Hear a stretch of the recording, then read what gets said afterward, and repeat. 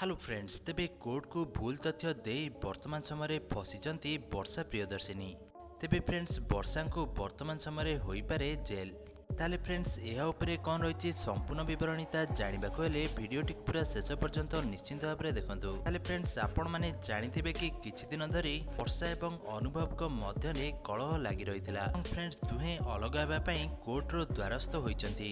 बे एही कारणरू वर्षा वर्तमान समय रे अनुभव को नारे बहुत प्रकार केस देबार लागिचंती। तेबे एहा भूल तथ्य प्रमाण हेबा कारणरू वर्षा को आगामी दिन मानकरे जेल होई पारे। वर्तमान समय वर्षा ए तथ्य को प्रत्याहार कर नैचंती। तेबे आपण माने जानिथिबे कि 2014 मसिया रे वर्षा एवं अनुभव दुहे विवाह बंधन बांधि होइथिले। बे परवर्ती समय दुहे बहुत भलरे चलुथिले। तेबे 2019 मसिया परठारु दुई जनक संपर्क मध्य रे तिक्तता आस्थिला।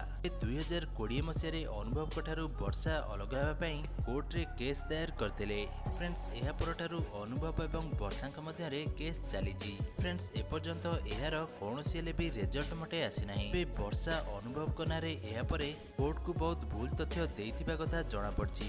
बे एही कथा जणा पड़िया परे वर्षा वर्तमान समस्त तथ्य गुडी को से वर्तमान समय रे फेरै नेचंती। बे अनुभव को हैरान करिया पई एही भली काम करचंती वर्षा बोली वर्तमान सूत्र जा जणा पड़ची। फ्रेंड्स, आपण माने तो वर्षांकर बहुत सारा सिनेमा निश्चिंत भाव में देखथिबे। बे वर्षा वर्तमान अभिनय करिया छडा से वर्तमान समय रे समाज सेवा करथिबार नजर आछंती। अनुभव एवं वर्षा मध्य तिक्तता धीरे धीरे बढ़िबार लागिछि।